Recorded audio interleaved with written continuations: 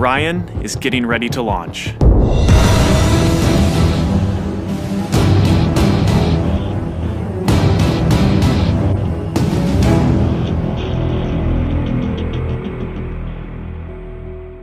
My name is Kelly Smith, and I work on navigation and guidance for Orion. Orion is NASA's next-generation spacecraft. Built with versatility in mind, it can take astronauts deeper into space than we've ever gone before, to an asteroid or even onto Mars. For these missions, Orion has to be one tough spacecraft, withstanding high speeds, searing temperatures, and extreme radiation. Before we can send astronauts into space on Orion, we have to test all of its systems.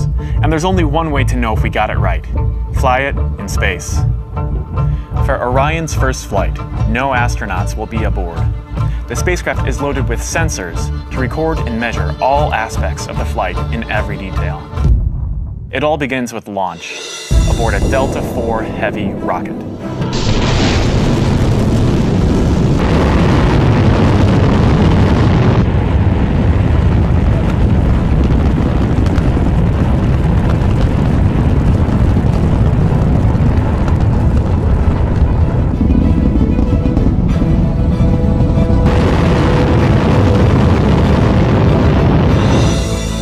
As it punches into Earth orbit, Orion will jettison its launch abort system. The abort system is a safety feature designed to pull Orion and its crew out of danger if there were a problem with the rocket during ascent. Orion's journey is just beginning. As the spacecraft and the upper stage begin their first lap around Earth, Mission Control in Houston is monitoring the progress of the flight. Orion's over 100 miles up and going about 17,000 miles per hour. Just as it passes over the Indian Ocean, we lose communication.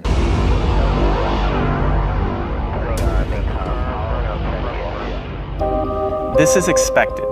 The communications link we have through satellites to Orion is momentarily lost, but Orion continues to receive and process data. Its computers can handle 480 million instructions per second. Imagine you are traveling with Orion as the flight test continues. One orbit completed. Time to go. The upper stage of the rocket fires again. Like the setup for a roller coaster ride, this is the big climb we've been waiting for. We are headed 3,600 miles above Earth. 15 times higher from the planet than the International Space Station. As we get further away from Earth, we'll pass through the Van Allen belts, an area of dangerous radiation. Radiation like this could harm the guidance systems, onboard computers, or other electronics on Orion. Naturally, we have to pass through this danger zone twice, once up and once back. But Orion has protection. Shielding will be put to the test as the vehicle cuts through the waves of radiation. Sensors aboard will record radiation levels for scientists to study. We must solve these challenges before we send people through this region of space. For this flight, it's time to head home. The upper stage of the rocket triggers separation. Orion's jets fire to turn it into the proper position to re-enter Earth's atmosphere. No matter what happens now, we're coming in. 75 miles above Earth, the spacecraft enters the atmosphere. Things happen quickly. We're now traveling more than 20,000 miles per hour. Air particles pushed out of the way heat up. An envelope of hot plasma surrounds the vehicle as it plummets towards Earth. The plasma reaches temperatures of 4,000 degrees Fahrenheit, almost twice as hot as molten lava. This may be the most dangerous part of the flight. Mission Control is monitoring all the data from the spacecraft, and then we lose communication again. No data can penetrate the plasma. Orion is on its own. Orion is inside a fireball. Onboard systems ignite jets to keep the ship pointed correctly, so the specially constructed heat shield takes the full brunt of the inferno. This is the largest heat shield of its kind ever made.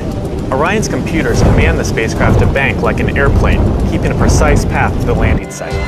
Even though we've slowed from 20,000 miles per hour to about 300 miles per hour, we're still traveling amazingly fast. We must slow down to safely land in the ocean. Luckily, we have parachutes. Specially designed for Orion, the parachutes help us hit the brakes, but not too quickly. One day people will be aboard, so deceleration must happen in stages to keep things comfortable for the crew. The forward bay cover jettisons.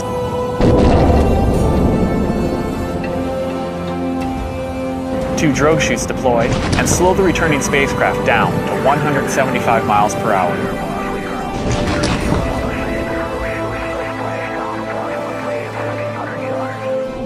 Then, the three main parachutes open.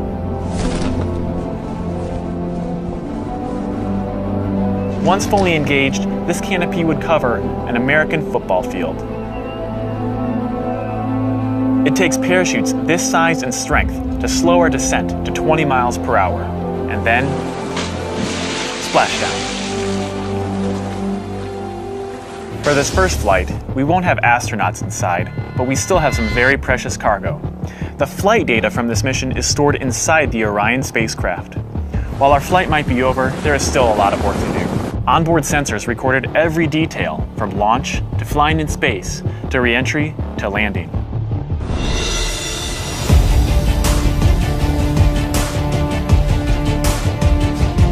Flight tests are difficult and complex, but they give us confidence that the systems we have designed work under real flight conditions.